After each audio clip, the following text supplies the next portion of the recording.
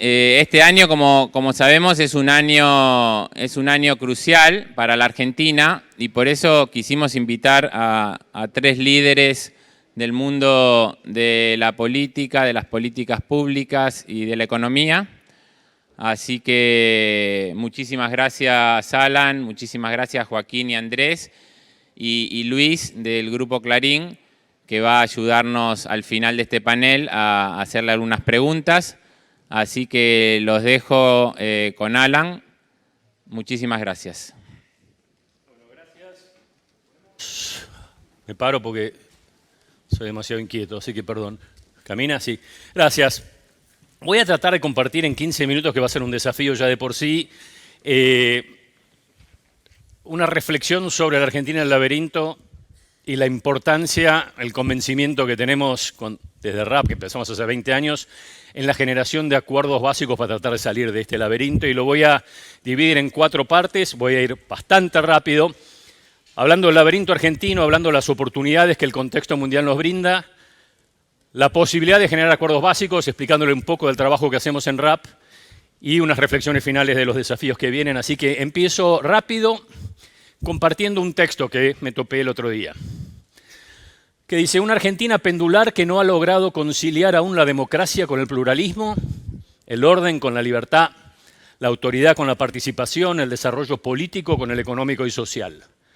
El argentino se siente hoy profundamente malhumorado, tiene la sensación de decadencia, más bien que del subdesarrollo, y tiende a ver su situación en el mundo contemporáneo de 2 maneras extremas: como el resultado de presión de factores internacionales con frecuencia de oscuro origen, como la consecuencia de cierta incapacidad colectiva para hacerse cargo de un nuevo proyecto nacional en reemplazo del que nos motorizó el crecimiento de la generación del 80. Y uno dice, ok, esto es Clarín de hace un par de semanas atrás, una columna de opinión.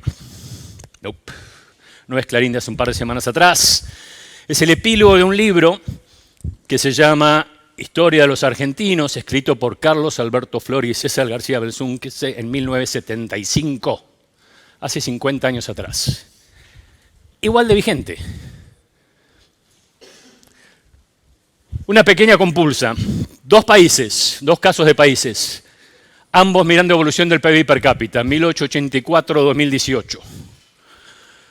Caso A, caso B. Caso A, tendencia de crecimiento. Caso B, crecimiento y después declinación. Vamos a hacer una pequeña encuestita. ¿En qué país prefieren vivir? Levantamos las manos. Caso A. Caso B. Las 2 manos. Las 2 manos, porque el caso A es Argentina. El caso A es Argentina, PBI en términos absolutos. El caso B también es Argentina. Es Argentina comparado con Canadá y Australia. Llegamos a tener 20% más del PBI que el promedio de esos países, estamos en el 40% hoy en día. Y parte de la provocación que quiero dejarles es que a lo mejor una cosa que nos pasa, y nada es absoluto, pero preponderante, es que estamos atrapados en una concepción de la riqueza como stocks. La riqueza como stock, creemos que acá hay algo de riqueza, entonces la forma de atacar el problema es redistribuimos, mejoramos y encontramos la forma de salir de este esquema. Y lo que no nos damos cuenta, nos olvidamos a veces, es que esos stocks son la acumulación de un proceso a lo largo del tiempo, y si lo único que tenemos es ese stock, lo que terminamos padeciendo es entrando cada vez más en una puja distributiva sobre una torta. Y en los últimos tiempos el problema que tenemos, además de eso, es que esa torta se ha ido achicando. Si miramos un poquitito los datos, de 2011 a fin de este año, el PIB per cápita, dependiendo de cómo terminen los números de este año, va a estar 11 al 13% más bajo. Puja distributiva sobre una torta cada vez más chica no lleva a buen destino, sin lugar a dudas. Genera 3 problemas. Nos genera triple fuga. Fuga de divisas, más de 300.000 millones de dólares de argentinos en el exterior. Fuga de base imponible, los argentinos ricos que se van porque están hartos de la alta presión impositiva. Fuga de talento, diáspora de jóvenes hartos de no poder emprender que se van del país. Problemón, si los hay.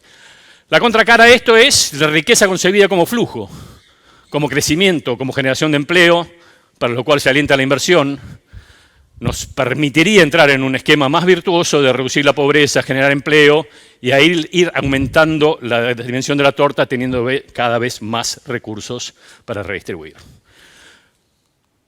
Ejemplo de esto, vuelvo a Argentina, Australia y Canadá y vemos lo que ha sido la performance de crecimiento parejo hasta mitad del siglo anterior y a partir de ahí Australia y Canadá que despegan. ¿Qué les ha permitido esto? A mantenerse dentro de los principales 20 países del mundo en términos de PBI per cápita. Uno puede decir, PBI per cápita no me gusta como indicador. Ok, miremos índice de desarrollo humano, mucho más abarcativo. Australia es el número 5 del mundo, Canadá el 15, nosotros caímos al 47. Estamos atrapados en un laberinto, no sabemos cómo salir de esto. Ese laberinto argentino muestra un sendero de divergencia respecto al desarrollo, nos muestra creciendo menos que todas las regiones del mundo, nos muestra que desde el 50 somos el país que más tiempo estuvo en recesión en el mundo. Nos muestra con recurrentes y desmesuradas crisis, 18 caídas del PBI de más del 2,5% desde el 60, la mitad de ellas de más del 5%. Estructuralización, crecimiento de la pobreza y un problema que vamos a tener que convivir durante mucho tiempo, que son más de 9 millones de personas en la informalidad, la economía popular, la economía social, tema que tenemos que encontrar la forma de salir. Y el mundo nos percibe como el país de las oportunidades perdidas, crisis recurrentes, etcétera, etcétera.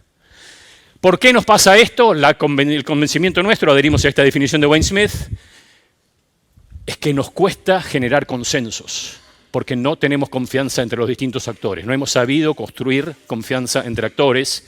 Nos lleva a pendularidad, a volatilidad de la política pública y a entrar en ese sendero de divergencia respecto del desarrollo. Contexto mundial, un contexto mundial muy particular, y acá voy a pasar muy rápido. Tenemos COVID, guerra de Rusia, bipolaridad de Estados Unidos-China, cambio climático, salen estas semanas el COVID y entra la inteligencia artificial, pero en el fondo hay un contexto de incertidumbre geopolítica, de más inflación en el mundo, mayores tasas de interés, desaceleración. El mundo se plantea cómo hacemos, tenemos las herramientas suficientes para enfrentar esto. Un montón de desafíos, pero un montón de oportunidades. El mundo habla de seguridad alimentaria, cambio climático, guerra de Ucrania. El mundo habla de reducir la dependencia de energía, sobre todo de Rusia y Europa. El mundo habla de que no se puede pensar en un mundo donde todas las cadenas de valor están basadas en China, se va a un esquema mucho más diversificado. Y el mundo habla de que hay que descarbonizar, por lo tanto hay que hacer vehículos eléctricos, por lo tanto necesitamos litio y otros minerales, por lo tanto tenemos que rascar el planeta de una forma sustentable para sacar esos minerales. Y el mundo habla de oportunidades, una cosa loca. El embajador de Estados Unidos dice una oportunidad en una generación para Argentina. Financial Times hace un par de meses atrás que dice una Argentina en hiperinflación a punto de florecer. El presidente Standard & Poor's que habla de podría ser el siglo de la Argentina. O sea, oportunidades están claramente, digamos, potencial agropecuario, reserva de shale oil, reserva de shale gas, segundos en reservas de litio. Minería totalmente subexplotada, 0,7% del producto contra 9, 11 de Perú y Chile, 11 de Australia. Oportunidades hay. ¿Qué es lo que tenemos que entonces tratar de hacer? Es cómo construimos acuerdos para poder hacer lo que hay que hacer y aprovechar las oportunidades. Y lo que venimos tratando de hacer nosotros desde RAP es construir una red de políticos de distintos partidos donde el eje central es construir confianza entre todos nosotros, amistad cívica, término aristotélico. Generar vínculos de la política con la academia, con el mundo privado, con el mundo sindical, sociedad civil, etc. ¿Para qué? Para poder pensar en conjunto sobre los problemas que tenemos, sobre los desafíos que tenemos, sobre las oportunidades que tenemos y qué tenemos que hacer para tratar de aprovecharlas. ¿Qué es lo que hicimos desde la pandemia en adelante con foco en esto? Es decir, salimos de la pandemia con un enorme desafío de tener que crecer y de tener que hacer protección social de una manera más efectiva y eficiente y unirla hacia el desarrollo. Largo proceso, hicimos un borrador de documento, hicimos como 40 webinars, escuchamos a economistas, sociólogos, politólogos, empresarios, sindicalistas, líderes sociales, más de 40 reuniones entre políticos, termina en un documento suscripto por más de 200 políticos de todos los partidos, el señor también, peronismo, UCR, PRO, GEN, etcétera, que básicamente habla de las oportunidades, no solo en estos tres sectores, economía del conocimiento, turismo, una plataforma industrial, ecosistema emprendedor, etcétera, etcétera, y tiene una narrativa muy sencilla, que es que si queremos reducir la pobreza, tenemos que generar empleo en el sector privado, formal y productivo. Si queremos generar empleo, tenemos que crecer. Si queremos que crecer, tenemos que seducir a la inversión. ¿Cómo hacemos para seducir a la inversión? Dándole confianza de que va a haber un rumbo determinado. Y los acuerdos políticos son claves y centrales para generar este esquema. En términos esquemáticos, lo que ese documento dice, los pilares de crecimiento van a ser la inversión y las exportaciones, y para eso tenemos que encarar un montón de desafíos. 6 grandes capítulos, si se quiere. Estabilizar la macro, integrarnos más al mundo, mejorar la productividad, mejorar el funcionamiento de las instituciones, fortalecer el capital humano y lograr tomar la agenda de los desafíos de la sustentabilidad del medio ambiente. Y para cada una de esas cuestiones, un montón de metas, objetivos, propuestas, como querramos llamarlo, que tienen que ver con el equilibrio fiscal, que tienen que ver con el gasto, con la inflación, con la apertura, a generar acuerdos comerciales, ordenamiento impositivo, marcos laborales, lidiar con la informalidad, seguridad jurídica, justicia independiente, integridad y transparencia, capacidad del Estado, federalismo y desarrollo regional, la terminalidad escolar, la calidad y la equidad educativa, los que ya no están en el sistema educativo, cómo les damos las herramientas para que se puedan insertar a lo largo del tiempo en el sistema formal y la agenda de sustentabilidad. O sea, 6 grandes capítulos de cosas, de reformas, de propuestas, sobre las cuales cada una tiene su desarrollo y está disponible para el que lo quiera después, nos lo pide y se lo dejamos a los organizadores. Y a partir de ahí empezamos a elaborar en 2 grandes cosas. Una es cómo bajamos más a detalle esto, grupos de trabajo de políticos y en algunos casos de políticos y empresarios trabajando sobre la cuestión impositiva, sobre el gasto, sobre las normas laborales, sobre la informalidad, sobre la agenda de sustentabilidad. Y un segundo capítulo que es no el qué, sino el cómo. Llevamos 40 años de democracia y nos cuesta un Perú hacer reformas para entrar en la senda de crecimiento. ¿Por qué? Bueno, estamos tratando de escuchar a expertos, dialogando entre nosotros, a ver cómo se hace eso, lo que me lleva al último punto, para tratar de cumplir con los 15 minutos, que son los desafíos que vienen, y traté de sintetizar en 6 capítulos estas cuestiones. Una es algo que está pasando en este momento, que viene pasando en otros ámbitos, en otros foros, es hablemos de las reformas que hay que hacer. No existe más, nos decía Andrés Velasco, exministro de Finanzas de Chile, actual dean de la Escuela de Políticas Públicas de la London School of Economics. Dice, no existe más el modelo de los 90 donde viene un presidente, un ministro iluminado, se llevan puesto todo y hacen las reformas. En la sociedad horizontal de hoy en día eso no pasa. Hay que instalar las reformas en el diálogo público y hay que lograr generar una maduración de esas ideas, una narrativa esperanzadora, apalancada sobre las oportunidades. Capítulo 1. Capítulo 2 es volumen político, estamos convencidos de RAP, es generar una coalición reformista amplia que genere los apoyos políticos necesarios, no para que se reforme y se vote por un voto, sabiendo que ese sistema ya no funciona porque dentro de 2 años por ahí se da vuelta ese voto, sino para generar una base amplia que le dé perspectivas de sustentabilidad a las reformas. Priorización. Andrés Velasco también nos decía, es muy difícil que un gobierno pueda hacer más de 2 o 3 reformas. Ahí vimos una lista sábana, tenemos como 15 cosas que hay que hacer. Hay que priorizar. ¿Por dónde empezamos? Discusión. ¿Dónde están los puntos pivotales para tratar de hacerlo? Discusión abierta. Un esquema de agrupamiento de reformas. Esto viene de Danny Roderick, de Harvard, que dice, si vamos a estar haciendo reformas que van a tildar de excesiva ortodoxia económica, por llamarlo de alguna manera, empaquetemos esas reformas con otras reformas de ejemplaridad política, temas sociales, etcétera, que hagan que todo el paquete sea más digerible y sea más impulsable y apoyable por la sociedad. Quinto, decisión política. Va a haber resistencias al cambio. Hay gente que está muy feliz con el status quo. Va a haber resistencias. ¿Qué se hace con las resistencias? ¿Cómo se plantean?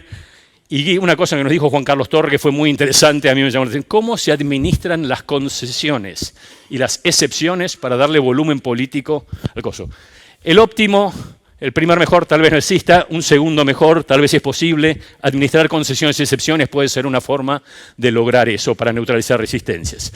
Y el sexto punto es la irreversibilidad. Es decisión política, da la sensación es, estamos en el camino, estamos encarando esto, las reformas están en marcha y se van a quedar y vamos a ver los beneficios al final de la película. Estamos obviamente en un momento recontra particular, y voy cerrando. Tenemos una grieta en el sistema político de confrontaciones exacerbadas. Más importantemente, tenemos una fractura muy compleja entre la sociedad y la dirigencia política. Gente está harta, tiene bronca, tiene frustraciones, un temón. Un calendario electoral que no nos da descanso, que genera mucha irritación, y un contexto económico agravado por la sequía, no voy a hablar de eso acá, que obviamente complejiza las cosas. Ahora, todo esto nos está pidiendo a gritos que cambiemos algo en la forma de hacer cosas. Estamos en ese laberinto. Leopoldo Marechal nos decía que de todo laberinto se sale por arriba y la pregunta es cuál es el por arriba del laberinto de Argentina. La creencia firme de RAP, de quienes formamos parte de RAP, es que esto viene a través del diálogo y la generación de acuerdos. Tomo para cerrar una frase de Mandela. Mandela le decía a sus seguidores en algún momento, algunas veces recae en los hombres de una generación actuar con grandeza. Y decía a sus seguidores, ustedes pueden ser esa generación. Me permito refrasearla al contexto argentino y decirles, nosotros tenemos la obligación moral de ser esa generación. No podemos dar el lujo de no actuar con grandeza. Esperemos estar a la altura de las circunstancias. Muchas gracias.